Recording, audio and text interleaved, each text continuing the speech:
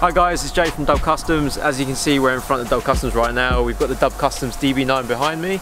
So we've got Essex Motorshow down here today, more specifically James, which we're going to speak to in a minute, and they're doing a photo shoot at our unit. So we're going to walk over to James now and we're going to talk to him and find out exactly why he's here. So let's go.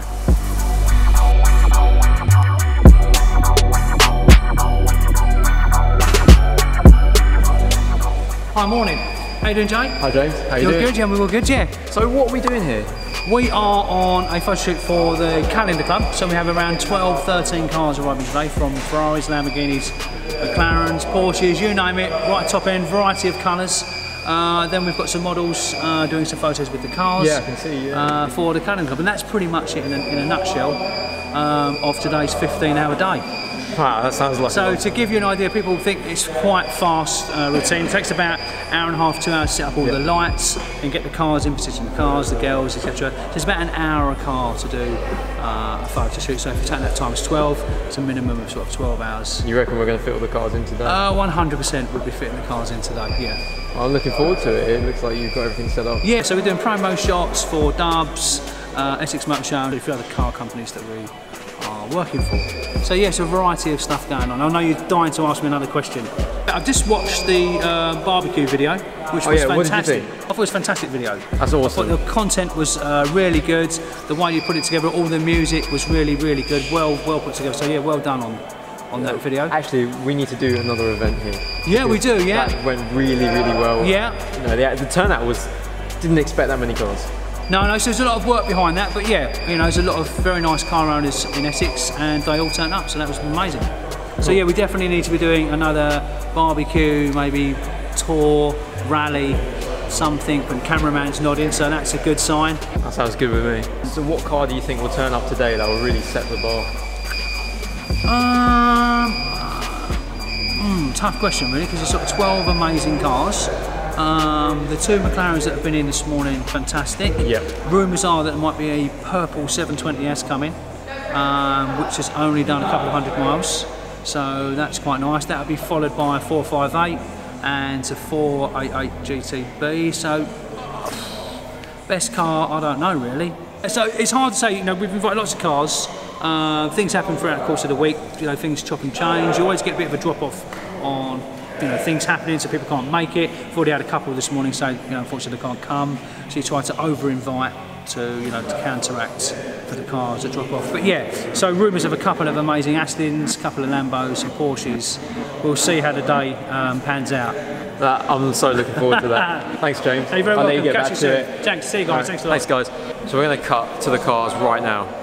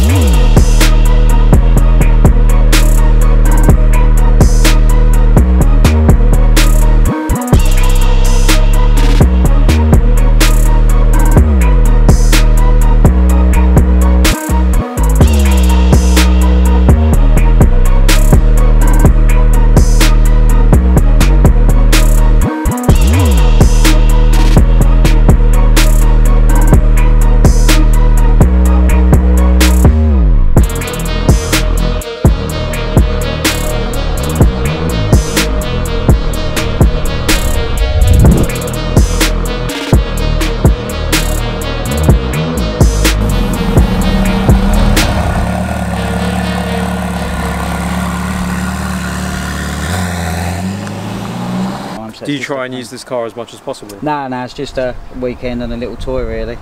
Have you taken it to any tracks? I've done the Dunsfold Dad's Day Out one, the Supercar weekend. Yeah. I didn't go this year, but no, that's all I've done really. How do you think the car handled itself around the track? I've just had all the suspension set up by centre gravity.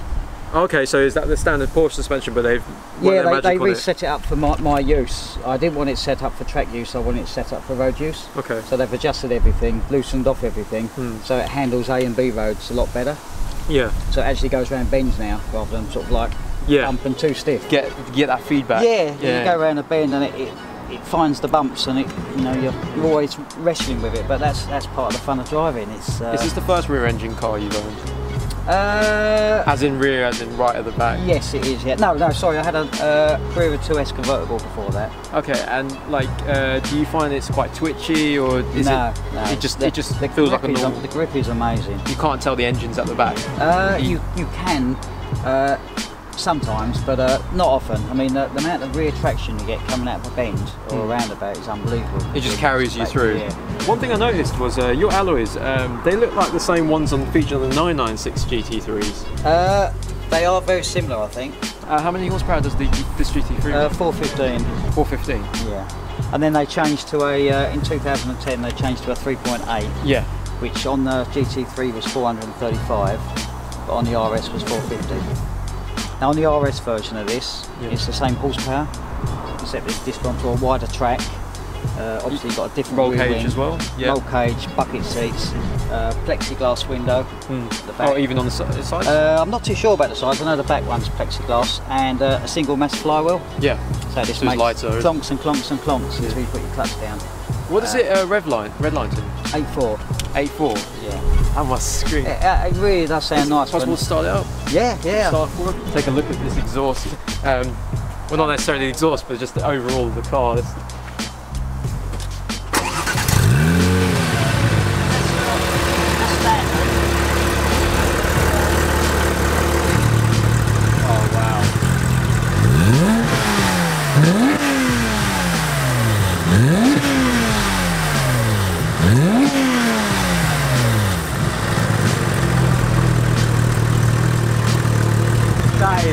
That is just unreal, man. What made you go for it? Basically, when I drove it, I just had to have it, See, this is... I don't suppose, but it'd be possible to go out for a ride in this. Yeah, sure. Jump in. Okay, so we're about to go out in this... well, I'm about to go out in this GT3. And I'm a really big Porsche guy, so I'm really excited to go out into this. So I'll catch you when I come back with the reaction.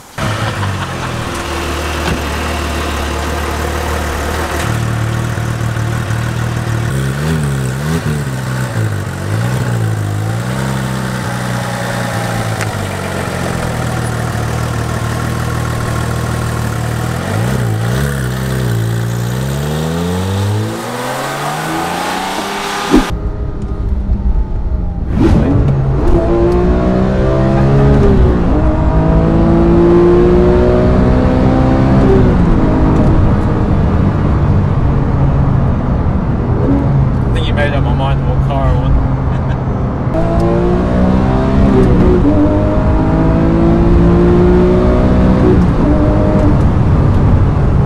Carbon ceramics.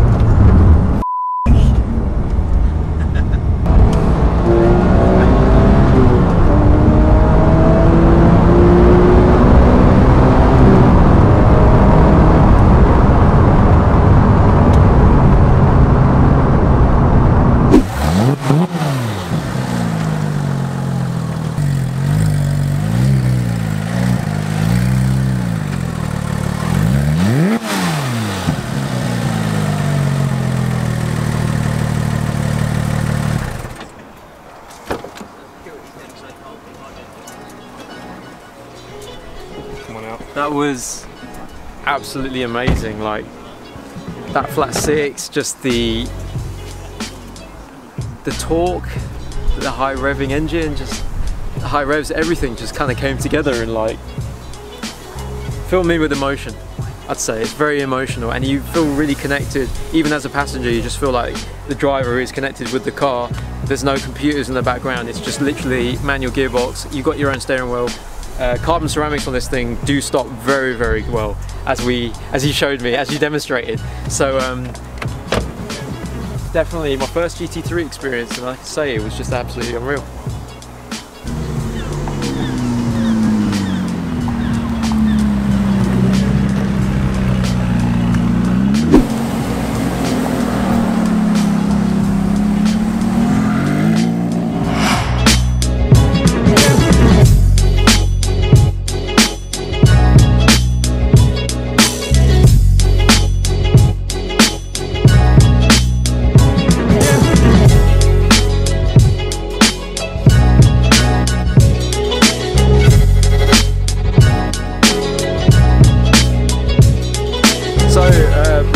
of this 675 LT has kindly agreed to take me out in it, and again, I've never experienced a 675 LT or a car of this kind of caliber, you know, because you're so close to hypercars and the kind of performance that this gives out. And I believe it's like 670 horsepower. I'm not sure on the torque figures, I'm not sure on the weight, but twin turbo 3.8 litre V8. 520 pounds torque, I think. So almost 520 pounds-feet of torque. So I'm excited to feel this. So again, I'm going to go out in this and I'm going to come back and then we'll see what my reaction's like. See you guys later.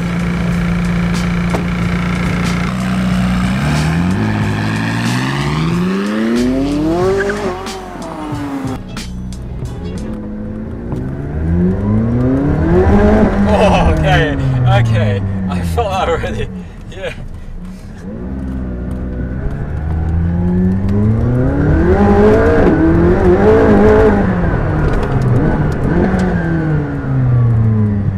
It's a nice acceleration to 30 mile an hour, and wow.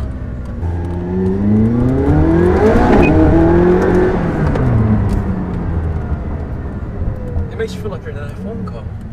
It's incredibly You're encouraged to change the, mess around with the paddles all the time, aren't you? They change up. It gives a little bark. I think it dumps some fuel into the turbos, so it makes this noise. That just makes you want to keep doing it.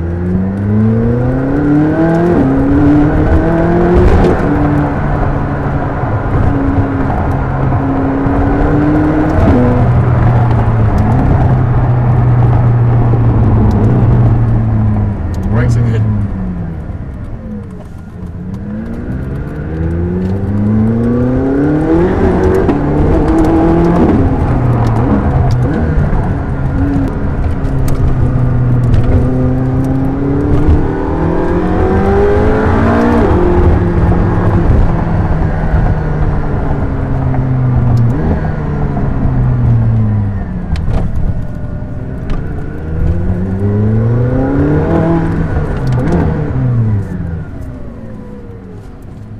That's pretty decent.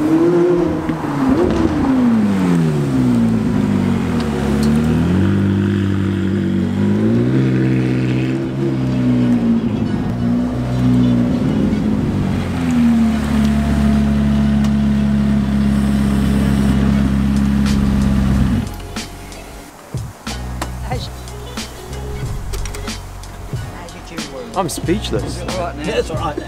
Yeah. Bloody hell. That is just, if I can get out, that is just another level of quickness. Like the GT3 is still a very, very fast car, and it gives you, I can't say that this car's better than the GT3 because it's in its own league. And it's just a completely different league to what the GT3 gives you. Obviously it's faster, obviously it's probably quicker around track, it's newer, it's got more technology, but the GT3 gives you a bit more driver experience. This one feels like an F1 car. You are in the zone, but you're going so quick that I can understand why it's flappy paddle, and you just need to concentrate so much on the road because you'll be doing way over the legal limit in just no time in this car, whereas the GT3 you can spend some time, you know, longer throws on the gear shift, you know, you spend more time with the car, lower, higher RPMs and lower speeds. But this car, if you ever get the chance to go out in one of these, 100% you need to experience this because this is like next level. And I can't imagine if apparently the P1's just a little bit quicker than this, so I can't imagine what that's going to be like. But this is what you need. You don't need a P1.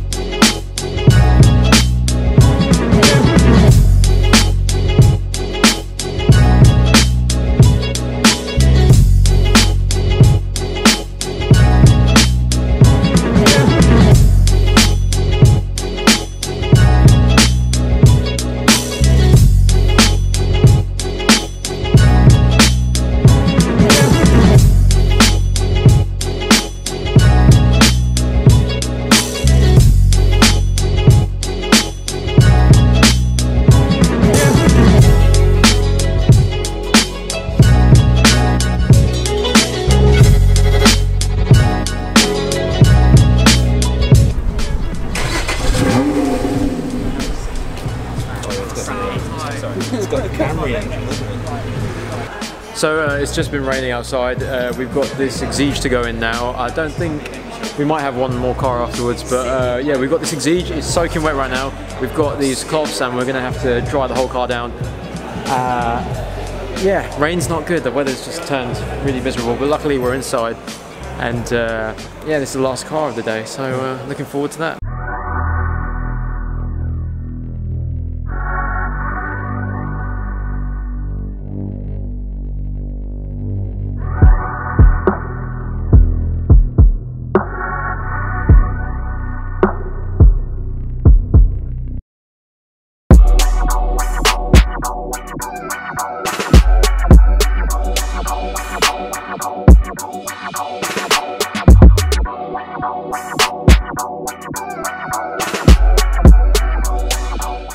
This is the Exige 350, and this is Steve, the owner. Hi. So, tell me about the car. Like, how many horsepower is it running?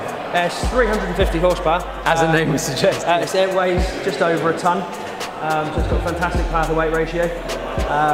The handling is absolutely brilliant. So it's designed by Lotus. Have you done any track days in it yet? I have, yeah, done a track day at Silverstone.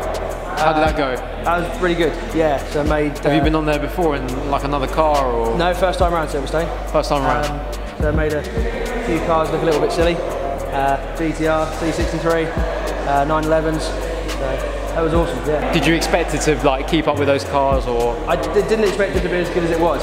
It's a really underrated car. A lot more people do need to give one a try and consider one.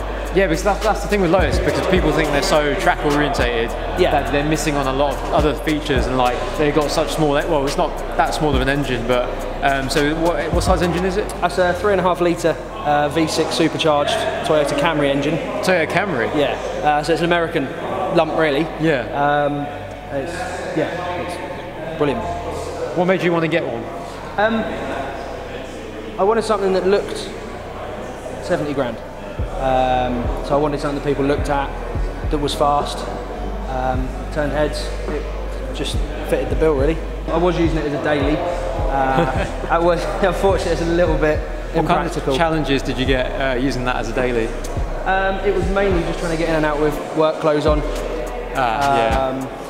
Yeah, that wasn't too helpful. And then I've got some dogs, and if the girlfriend... Where would you put the dogs? Yeah, it doesn't happen. So I've had to buy another daily, and then this just is used as my sort of fun car now. Could you think of another car at that price point that you would like prefer to own?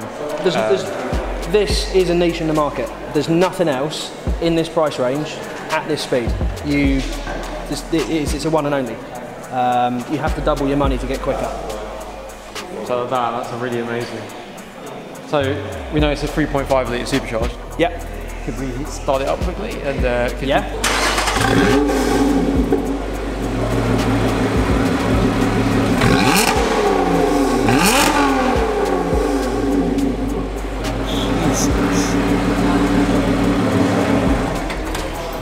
Alright, cool, man. That was good. Steve, man. No worries. Thank you very much. That's alright.